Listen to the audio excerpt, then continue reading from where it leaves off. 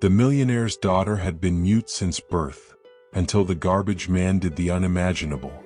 Before we dive in, take a moment to tell us where you're watching from and what time it is in your part of the world.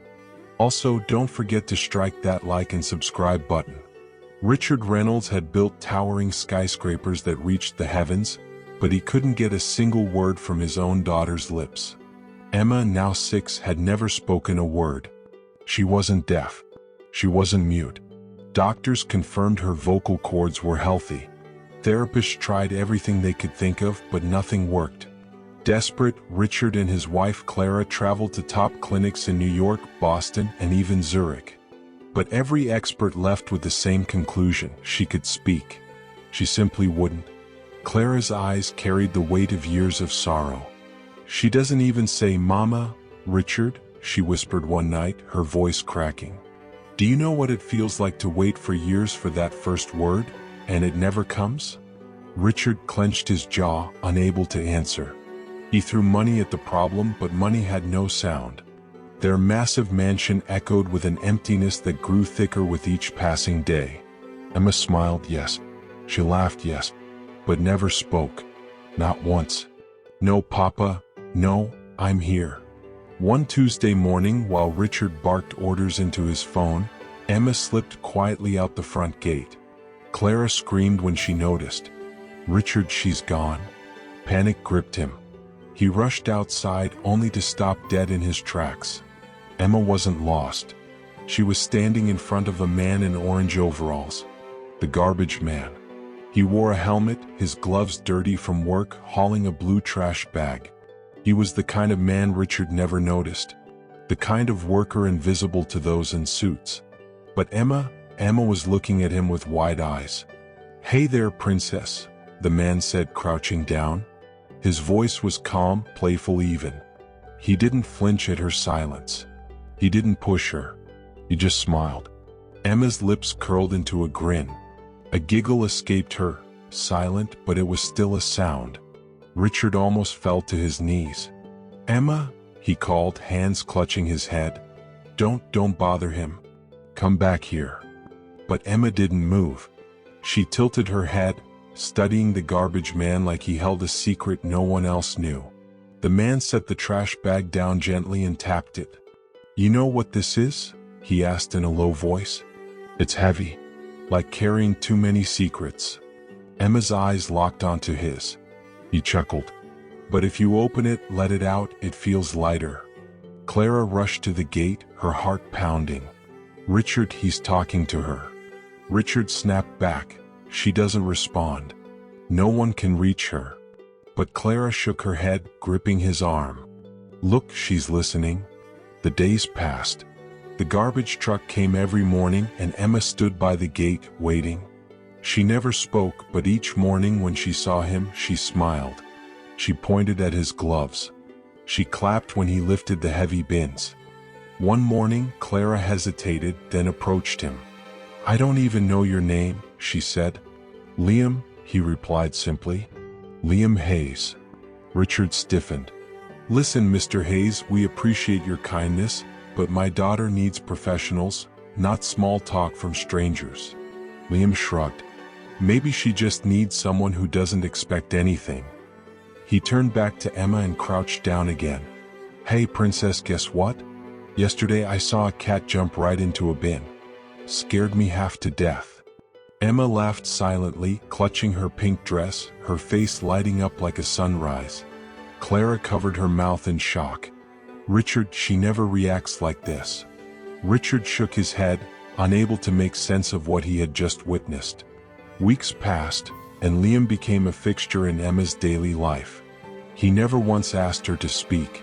Instead, he shared little tales, stories of funny moments from his route, memories of his old dog, the silly songs he hummed while working.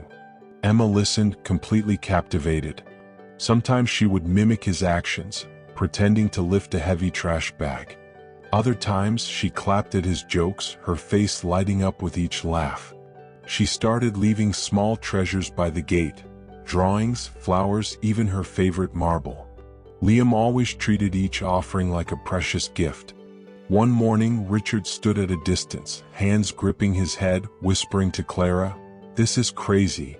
6 years of silence, and now she's bonding with a garbage man?" Clara's voice cracked. "Do you know how many nights I begged God for this? For her to open up, for someone to get through? I don't care who he is. Look at her, Richard. She's alive with him."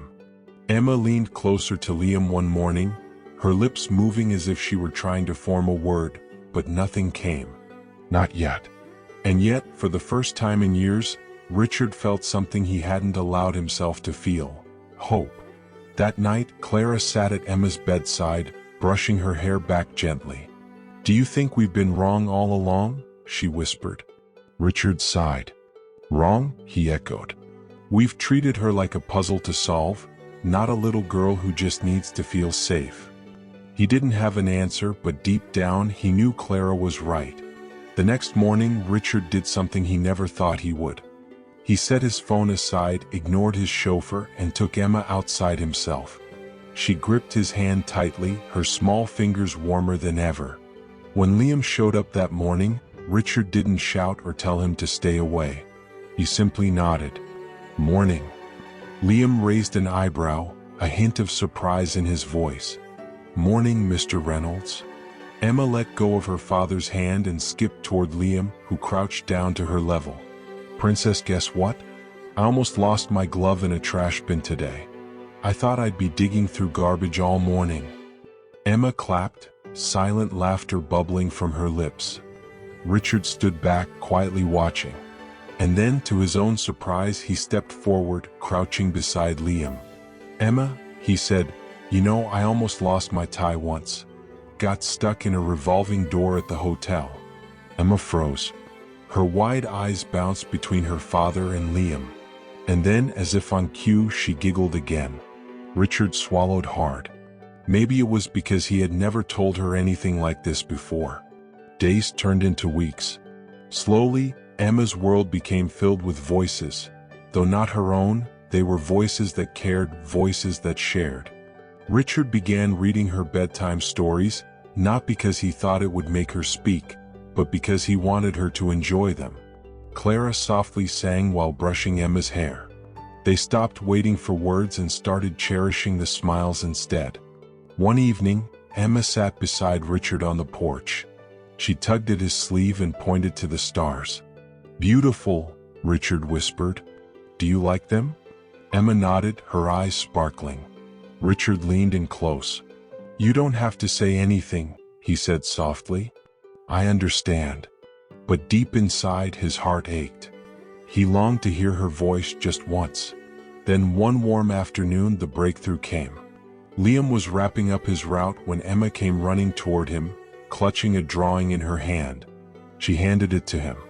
It was a simple sketch, a stick figure in orange standing beside a stick figure in a pink dress. Above them, a crooked sun beamed down. Liam smiled. "Is this me?" he asked, pointing at the stick figure in the drawing. Emma nodded with pride. "And this, is it you?" Liam asked again. Another nod. "And what's this?" he inquired, pointing to the sun. Emma opened her mouth. For a heartbeat, silence lingered. Then, almost imperceptible, a whisper broke through. "Happy." The world seemed to stop. Richard's legs wobbled as the words hit him. "Emma," he gasped, tears flooding his eyes. "Did you just?" Liam didn't jump, didn't celebrate. He simply smiled, warmth radiating from him. "That's right, princess," he said softly. Emma repeated the word, a little louder this time. "Happy." Richard pressed his hands to his face, whispering through his tears, "Thank you, God. Thank you." From that moment, everything shifted. Not just in Emma, but in all of them. Emma didn't suddenly start speaking in endless streams. Her words came gently, hesitantly, like the first buds of spring. There were times when weeks passed with just one new word, but each sound was a miracle. Richard stopped measuring progress in the usual ways, contracts, milestones. Now he measured it in whispers, in laughter, in the way Emma's lips formed "Mama" one night and "Papa" the next. One night as Emma fell asleep, Clara whispered, "I used to pray for her first word. Now, I think I'll pray she never stops smiling like this." Richard kissed his daughter's forehead, tears falling quietly. "She doesn't need to fill this house with words," he whispered. "She's already filled it with life." Clara gently held his hand, her voice soft. "Maybe it's us who needed to change, not her." Weeks later, Liam came by, his trademark grin in place. Richard stepped outside, gripped his hand firmly and said, "You gave us something money can't buy, hope, not words." "Thank you." Liam simply nodded, a smile still on his face. "I just listened," he said. As the truck rolled away, Richard watched his daughter, carefree, spinning on the grass. She wasn't broken. She wasn't lost. She was just Emma. And for the first time in years, Richard felt lighter than he ever had, more than any fortune could ever make him feel. Watching her twirl in the sunlight, he whispered to himself, "Sadness will always be there, but right now, happiness is all that matters."